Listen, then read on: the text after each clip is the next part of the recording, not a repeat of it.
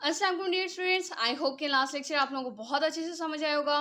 Last में हम लोगों ने एंड किया था अपने एडिटिव्स को या एक्सिपिएंट्स को। कहाँ तक किया था? हम लोगों ने हाइड्रोक्लोराइड्स तक पढ़ा था, या जिसे आप लोग या तो सस्पेंडिंग एजेंट्स तक हम लोगों ने पढ़ा था। आज हम लोग स्टार्ट करने जा रहे हैं स्टेबलाइजर्स। ठीक है, स्टेबलाइजर्स जिसके बारे में हम लोग कहते हैं एक ऐसे एजेंट्स जो कि आपके डोजेज फॉर्म की physical, chemical, microbiological, therapeutic and toxicological specifications को मेंटेन करके रखे, यानी कि उसको अपनी हालत में, अपनी असली हालत में बरकरार रखे। ठीक है, उसकी ना तो बज़ाहिरी शक्ल सूरत तब्दील होने दे और ना ही उसके अंदर केमिकल इंग्रेडिएंट्स के अंदर कोई किसी भी किस्म के केमिकल चेंज आने दे, और ना ही उसके अंदर कोई माइक्रोबायोलॉजिकल यानी कि कोई जरासीम पैदा होने दे, और ना ही उसको किसी ऐसी चीज़ के अंदर तब्दील होने दे जो कि उसके लिए एक पेशेंट के लिए जहर का बाइस बन जाए। राइट, आप लोग कहते हो कि आप लोग स्टेबलाइजर्स को इस्तेमाल करते हो किसके लिए? उसकी स्टेबिलिटी को बरकरार रखने के लिए। ठीक है, आप लोग कहते हो the capability of A formulation in a specific container, यानी कि एक फॉर्मुलेशन जो आपका प्रोडक्ट है उसके अंदर इतनी सलाहियत होना कि अपने स्पेसिफिक, अपने मखसूस कंटेनर के अंदर to remain within the physical, कि वो रहे बरकरार किसमें? अपने फिजिकल प्रॉपर्टीज के अंदर, केमिकल प्रॉपर्टीज में, यानी कि अपने बज़ाहिरी शक्लो सूरत हो गया फिजिकल, केमिकल यानी कि उसका केमिकल जो भी इंग्रेडिएंट्स हैं उसके अंदर, माइक्रोबायोलॉजिकल यानी कि कोई भी जरासीम या जरसूमे पैदा ना होने दे और अपने माइक्रोबायोलॉजिकल स्पेसिफिकेशंस में रहे, थेराप्यूटिक यानी कि अपने असरात को भी तब्दील ना करे। ठीक है, एंड टॉक्सिकोलॉजिकल स्पेसिफिकेशंस। आप लोग ये सब्सटेंसेस इस्तेमाल करते हो ताकि आप लोग कंट्रोल कर सको इन तमाम तर स्टेबिलिटीज को। These are known as stabilisers. इनको आप लोग स्टेबलाइजर्स का नाम देते हो। Right, the most important are, सबसे ज़्यादा अहम जो स्टेबलाइजर्स हैं वो कौन से हैं? उनके अंदर आप लोग सबसे पहले बात करते हो एंटीऑक्सीडेंट्स की। राइट,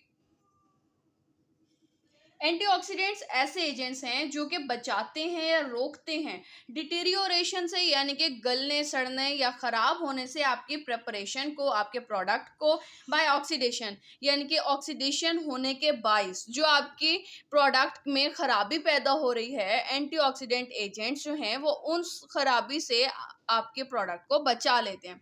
और इसके अंदर हम लोग जो एजेंट्स इस्तेमाल करते हैं उसमें एग्जांपल आ जाती है एस्कॉर्बिक एसिड की, सोडियम एस्कॉर्बेट की और सोडियम बाइसल्फाइड की, या फिर टोकोफिरोल्स की। राइट, फिर आते हैं चिलेटिंग एजेंट्स। चिलेटिंग एजेंट्स कौन से होते हैं? ये ऐसे सब्सटेंसेस होते हैं जो कि पानी के साथ, यानी कि water soluble complexes, stable water soluble complexes बनाते हैं। किसके साथ? मेटल्स के साथ। ठीक है, यानी कि आपके पानी के मॉलिक्यूल्स जो हैं, पानी के अंदर हल होने वाले मॉलिक्यूल्स को मेटल के साथ जो है मिक्स करने के लिए या फिर हल करने के लिए स्टेबल कॉम्प्लेक्सेस बना लेता है, यानी कि अपनी हालत को बरकरार रखने वाले कॉम्प्लेक्सेस बना लेता है। क्यों? क्योंकि हमें ये मालूम है कि जो मेटल्स होते हैं माइट प्रोमोट इंस्टेबिलिटी, यानी कि बढ़ावा देते हैं इंस्टेबिलिटी को, अपनी हालत को ख़राब करने को ये बढ़ावा देते हैं, ये जो मेटल्स होते हैं। राइट, इसके अंदर हमारे पास एजेंट्स आ जाते हैं, for example edited sodium. Right, फिर हमारे पास आता है बफरिंग एजेंट। बफरिंग एजेंट्स को हम लोग पहले भी पढ़ चुके हैं। बफरिंग एजेंट्स ऐसे एजेंट्स होते हैं जो कि पीएच की तब्दीली से मज़ाहमत करते हैं, यानी कि रेजिस्ट करते हैं, resist change in pH upon dilution और एडिशन ऑफ द एसिड और अल्कली। यानी कि अगर आप लोग अपनी डोजेज फॉर्म को पतला करना चाहते हो या उसके अंदर थोड़ी सारा एसिड या अल्कली ऐड करते हो, तो उसको ऐड करने के बाद आपके जो पीएच है वो तब्दील ना हो, इसलिए हम लोग बफरिंग एजेंट्स का इस्तेमाल करते हैं। और इसके अंदर कौन सा आ जाते हैं? For example sodium citrate, sodium acetate and potassium phosphate. Fourth one आपका एंटी माइक्रोबियल प्रिजर्वेटिव्स आ जाते हैं। एंटी माइक्रोबियल या प्रिजर्वेटिव दोनों के दोनों नाम से जाहिर है। एंटी माइक्रोबियल है यानी कि माइक्रो ऑर्गेनिज्म को ग्रो करने से रोकने वाला। ठीक है, यानी कि माइक्रोबियल ग्रोथ से बचाता है। जबकि प्रिजर्वेटिव्स कौन से होते हैं? प्रिजर्वेटिव्स ऐसे एजेंट्स होते हैं जो कि आपके आपके डोजेज फॉर्म को ज़्यादा अरसे के लिए, ज़्यादा टाइम के लिए महफूज करके रखता है। ठीक है, उसके अंदर किसी किस्म का माइक्रो ऑर्गेनिज्म ग्रो नहीं होने देता। Used in liquid and semi solid preparations to prevent or inhibit the growth of micro organisms.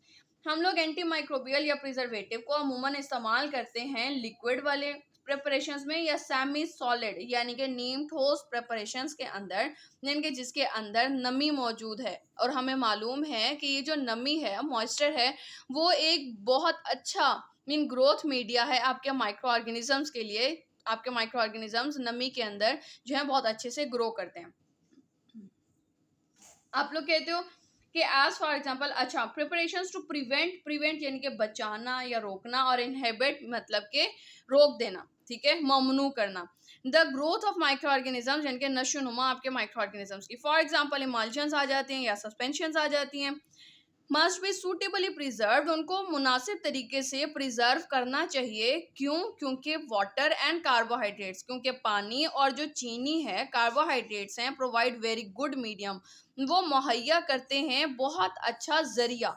किसके लिए? For the multiplication of bacteria and moulds, moulds और बैक्टीरिया को नशोनुमा के लिए एक बहुत अच्छा मीडियम प्रोवाइड करती है, यानी कि एक प्लेटफॉर्म देती है कि हाँ जी जी, यहाँ पे मल्टीप्लाई हो जाओ और रिप्रोडक्शन करो, ठीक है, यानी कि अपनी पॉपुलेशन को बढ़ाओ। फिर आप कहते हो parental parental preparations packed in multi dose containers must contain a preservative.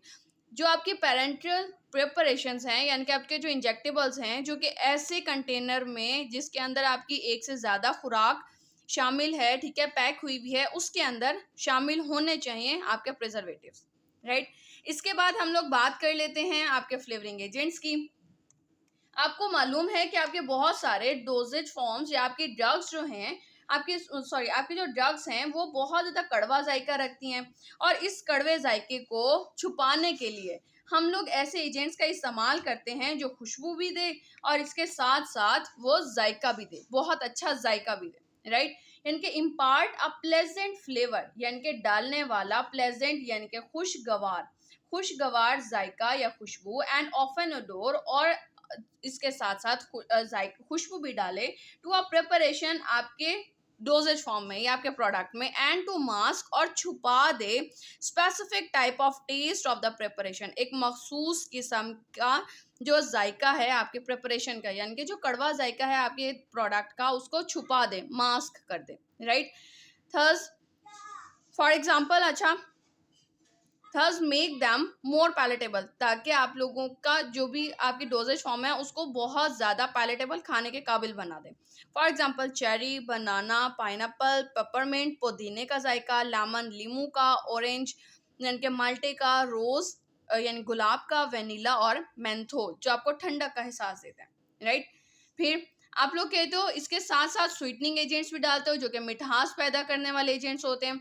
आप लोग इसको इस्तेमाल करते हो टू इम्पार्ट स्वीटनेस, यानी कि मिठास पैदा करने के लिए अपने प्रोडक्ट के अंदर, प्रिपरेशन में मिठास पैदा करने के लिए आप लोग इसको इस्तेमाल करते हो। And mask the objectionable taste of the drug, और अपने ड्रग का जो ना खुशगवार या एक्सेप्ट ना होने वाला जो जायका है उसको आप लोग मास्क कर देते हो, यानी कि छुपा देते हो। For example sucrose is most widely use as for example, मिसाल के तौर पर सुक्रोज को आप लोग बहुत ज़्यादा इस्तेमाल करते हो। सुक्रोज जो आपकी टेबल शुगर है, घरों में जो चीनी इस्तेमाल होती है, या फिर लैक्टोज जो आपकी मिल्क शुगर है, मैनिटोल, हनी, ग्लाइसरीन, सॉर्बिटॉल और एस्पार्टेट, इसको आप लोग मिठास पैदा करने वाले एजेंट्स के तौर पर इस्तेमाल करते हो, राइट। इसके बाद हम लोग बात कर लेते हैं कलरिंग एजेंट्स की। कलरिंग एजेंट्स ऐसे एजेंट्स होते हैं जो कि कलर देते हैं, ठीक है, और हम लोग कहते हैं कलर का जो ताल्लुक है वो यकीनन मीन आपके प्रोडक्ट की खुशबू के साथ होना चाहिए और जायके के साथ होना चाहिए।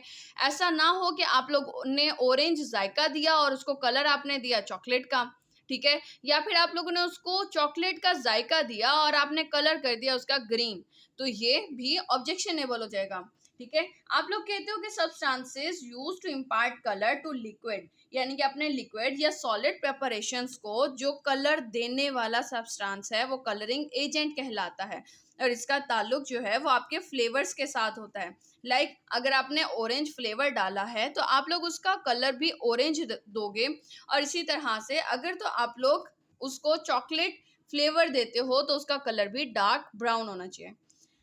यहाँ पे कुछ एग्जांपल्स लिखी हुई हैं कलरिंग एजेंट्स की। For example caramel, ferric acid, ferric oxide, chlorophyll, carotenoids, FD and C colours, right. FD&C यानी कि फूड, ड्रग एंड कॉस्मेटिक्स, यानी कि ऐसे कलर्स जिसको फूड, ड्रग्स एंड कॉस्मेटिक्स जो तंजीम है वो इसको मंजूर करार दे, ऐसे कलर्स को हम लोग इस्तेमाल करते हैं, राइट। आज का लेक्चर यहीं तक। आई होप कि आप लोगों को आज का लेक्चर समझ आया होगा, और अगर आप लोगों को समझ में आया then kindly like this video, और अगर आपको कोई भी क्वेश्चन हो तो आप लोग मुझसे कमेंट सेक्शन में क्वेश्चन कर सकते हैं। Thank you so much. Allah Hafiz.